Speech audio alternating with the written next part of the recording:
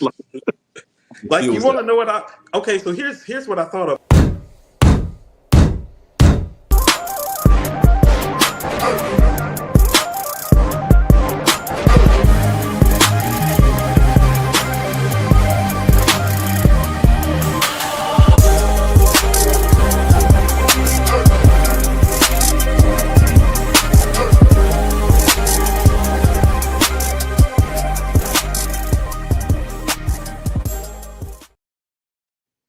Ladies, gentlemen, soldiers, all my people in fatigues.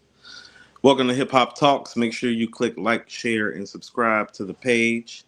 As you can see tonight, this is going to be a brief mission. This is going to be a solo mission. Before we get started, I want to say something about myself and my counterparts here on Hip Hop Talks.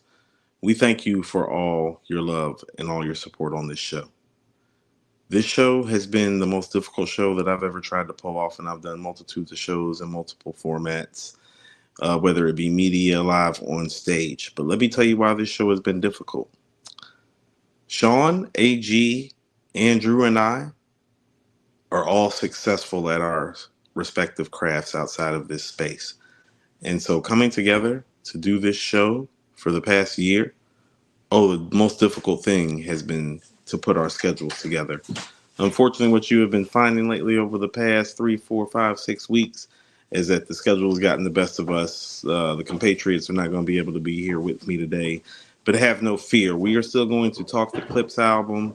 We are still going to talk Freddie and Alfredo too, but tonight I wanted to do a brief synopsis and short show. And so we're going to jump into the chef's kitchen tonight and just briefly talk about Raekwon's new album, The Emperor's New Clothes, because I feel like it's important. It's important to his legacy, and it's important to our fan base that we pull up the way that we said we was at least going to pull up on Friday for not being here on a Thursday. Now, this Raekwon album, The Emperor's New Clothes, is part of the Legend Has It campaign, which is obviously being spearheaded by Nas and Mass Appeal. We've already thoroughly covered the Slick Rick joint, and this is going to be the second rollout from the Mass Appeal Legends Has It campaign. What I will tell you is that although this is Raekwon's 8th solo album, this album feels like as much as a solo album as any of the albums that he's ever done. You know, everybody knows him for the Purple Tape and the Purple Tape 2. And on those albums, Ghost is riding shotgun. I think what I found to be special about this album, my initial synopsis, is that this is a true Raekwon solo album. If you've been following Ray, you know that he has not done an actual solo project since 2017's The Wild. The Wild was a good project. What I really learned from listening to this project today is that Raekwon is a legend. And he is one of New York's greatest MCs to ever bless the microphone. And I even spoke to this during the last episode that I had and that we had. Oh no, when I think of New York hip hop, when I think of the East Coast hip hop aesthetic, he is the guy of all the guys that comes to mind, because I do feel like that when you're dealing with a Big, a 50, a Nas, a Jay, their New York style has kind of transcended cultures. It's transcended times. And Ray's style and Ray's ethos hasn't crossed over in that manner. And I think that has hurt him for better and for worse. And we're going to talk about that on the next episode of Hip Hop Talks in juxtaposition to the Clips rollout, because this rollout was very, very minimal. But the rollout being very, very minimal is also true to who Ray is. Ray is not the type of guy that gives a lot of interviews. When he released the album Only Built for Cuban Links and he was explaining the ethos to the album, he's maintained that ethos as an artist, as an MC, and as a man, and as a street character in this rap hip hop facility for the duration of the time. And so I know a lot of people have been making questions and asking questions about the rollout. But I think what's missing in that is the fact that the rollout fits what Ray does. Like, this is who he is. You might not get the Ray interview. Ray's not going to answer the questions that you want answered. Like, for me, when I'm listening to this project and I'm hearing The Emperor's New Clothes, I'm hearing a lot of RZA inspired things without RZA being involved, but I also find that to be intentional. For those of us that know the behind the scenes and the business side of it, well, the guy that made the money off of Wu Tang Clan was RZA. The rest of the guys, not so much. And so, even when I'm looking at the title of this album, I'm looking at it as it being something that's transitional for Ray and where he is in business and even in rap in his career. And so I do feel like this is an appropriate and late career send off. My first synopsis and critique of the project is going to be that, well, production wise, outside of the two Purple Tape albums, this is the best beat selection that Raekwon has ever had on an album. And I didn't realize, for as great as Ray is, and we have these conversations on Mirror Music all the time, and shout out to Andrew. Oh no, the production and the backdrop and the soundscape matters just as much as the quality of the artist's voice and lyrics. When I was listening to this project, I found myself astounded by the fact that the production helped elevate Ray's game on this album. And usually, when we are saying that, well, there's usually a RZA behind the beat and a Ghostface riding shotgun. And although Ghost is riding shotgun on this album really doesn't provide that per se. It has some Wu Tang shit to it. It has a Wu Tang aesthetic. But this album feels like a Raekwon album. And production wise, it is his best beat selection album outside of the Purple Tape series. And I say this respectfully. When I listened to this album, it made me realize Raekwon hasn't been the best beat picker in the world, because his beat picking is so essential to what he does style wise. And I can hear the failures of the album, like The Wild, Immobilarity, even the Shaolin versus Wu Tang, from the beat selection choices. The production by Swiss Beats, Knots, Rose Arts, it sounds like new RZA shit. It's cleaner than the RZA's old shit, but it's clean. These bass lines, these snares, they snap hard the way Ray snaps on a beat. And that's important. And so, what I really like about this project is that it doesn't feel like he put this project together himself. It feels like the type of project that had the influence from the people at Mass Appeal. It had the influence of the Nas. Speaking of, I know so many people are concerned with Nas's verse on Let God Sort Them Out, the album by the Clips. And we're still going to review and talk about the album. I will give you a brief insight and tell you that after multiple listens, I will tell you that the Clips album is the album of the year right now. Let God Sort Them Out is the album of the year right now. But we're going to break down the where and the why some other time. And it's too early to rate what Ray's album is. But understand why people are waiting for the Nas verse on the Clips album. He gave the verse that you're really looking for to Ray, because that's his guy. And this is some only built for Cuban links type of thing going on, even if the title's not there. So the Emertar with Nas, like his verse on there and their chemistry, it's one of those things that actually made me think, well, I might like a Nas and Raekwon album more than I'd like a Nas and AZ album, actually. I'd actually prefer a Nas and Ray joint more than I would prefer a firm Dr. Dre inspired joint. I would actually prefer a Nas and Ray joint with some Premier beats than even over a Nas and Premier album. But that's just me. I don't like the lofty expectation of the Nas and Preem thing this state in the game. The Omerta is a highlight of this album, and you can see Nas's focus on this album is to set his compatriots and set his teammates over the top. You see it on the Slick Rick verse with Documents. Now you see it on the Omerta. Nas is still in rare form. He's still sounding great. It makes me even more excited to hear about what the potential DJ Premier album with Nas is going to be. I do feel, however, though, that that's not the most important. It might be the best guest appearance, but it's not the most important. Because on Wild Corsicas, Griselda, and I've always said this, it's like when I listen to Griselda, I can hear the Mobb Deep ethos, but you can hear the Ghost and Ray in Griselda too. And Wild Corsicas might be the best record on this album, because Ray has these guys in the pocket that they thrive in. And I realize it's like, well, they thrive in the pocket that Raekwon created, along with Mobb Deep. along with Ghostface, along with Wu-Tang. That classic hip hop East Coast aesthetic. Oh, it's alive and well on Wild Course and it was also a beautiful thing to actually hear Benny West and Conway on one record together because it's actually been a minute since you've even got that. Sorry for the chains in the road. We bring in a little bit of mirror music to Hip Hop Talks for this brief breakdown of the Raekwon album. Bear Hill with Ray and Ghost and Meth. I haven't heard those dudes sound like that since Fish on Iron Man. And so I like the fact that this project, everybody bought their A game. Now, if we're ranking Raekwon's 8 solo albums, respectfully and respectively right now, I feel like that this is the third best project after the Purple Tape series.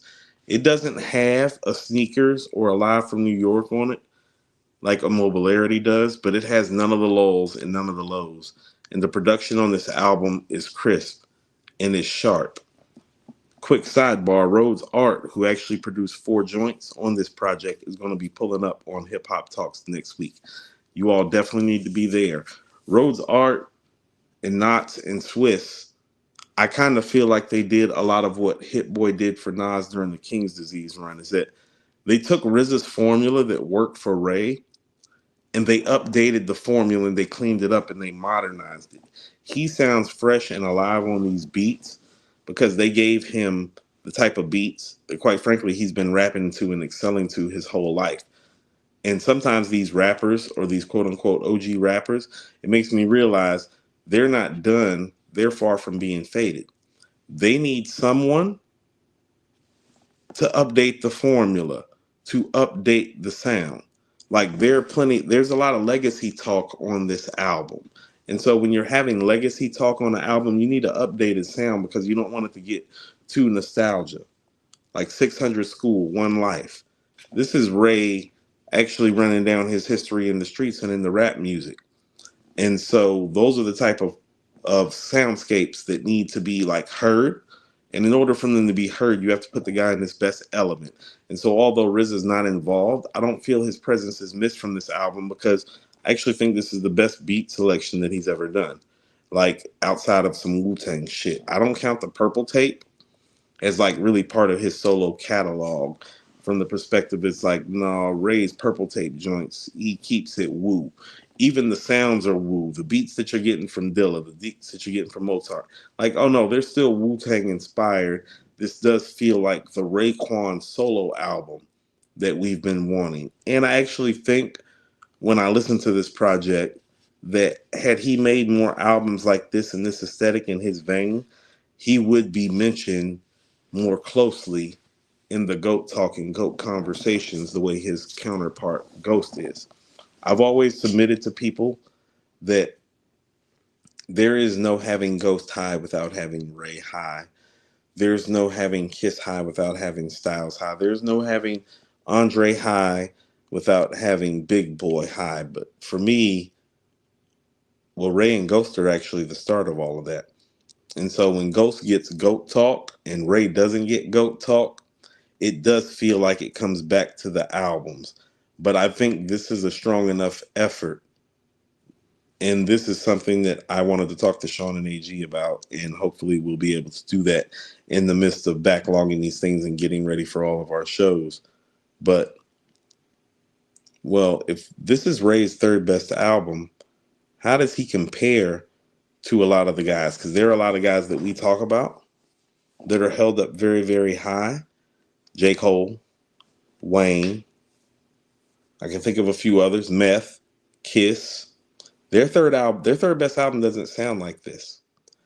And so I think what this album really does, if he's retiring, this is an appropriate and a proper send-off for his name. But it's also one of those late career send-off things like, no, respect his name, respect his game. That's Chef Raekwon. And Chef Raekwon is one of the best MCs to ever touch the microphone. And I think that because he doesn't have the album catalog that Ghost has, because he doesn't have the witty lyrical bars like a Jadakiss or a Method Man has, because he doesn't have the dizzy and cocaine bars that Pusha T and Jay have, I think Ray sometimes get forgotten even in the midst of all that. And Ray is a heavy time, big time, major league spitter. And he always has been. And much like most of our great MCs, well, they're only as good as the beat that they're rapping on. Our best rap albums have the best beats, is a lot of the things that we don't talk about. No, Paid in Full got some of the best beats. Illmatic got some of the best beats. The Purple Tape got some of the best beats. The Low End Theory got some of the best beats. Most of our all-time great Doggy Style and the Chronic got some of like that shit. Still sound like you can go put Dr. Dre's The Chronic in, and it sounds like musically, engineering wise, he made it like a couple of years ago. And so there are moments of brilliance, and those moments of brilliance are all over our best rap albums. And so somebody like Ray, who maybe not has had the solo career of a Ghost, I still think deserves his flowers on a day like this when he's put such a wonderfully pieced together, production wise, lyrically speaking, the angles, the corners that he's bending on the album, the high level guest appearances, getting Griselda, getting Nas. These are nice sends off. These are nice send off things for somebody like a Ray. And so what I want to say is that I have Ghost in my top 10 all time. And I've never had Ray too far outside of it. Now, do I prefer Ray to somebody like a Kendrick?